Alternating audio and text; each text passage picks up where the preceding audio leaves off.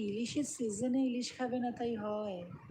আমার বাড়িতেই আছে মাছ, ছোট মা। উফ, কেন তুই ভালোবাসিস না ইলিশ?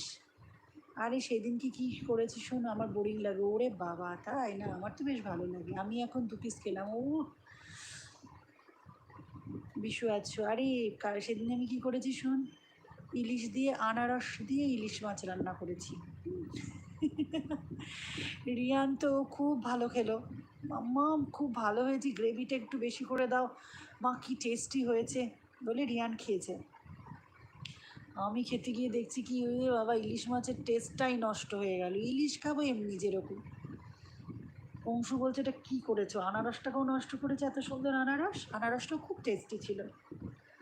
আর ইলিশটা কেন করেছি, বড় ইলিশ হলে করতাম না।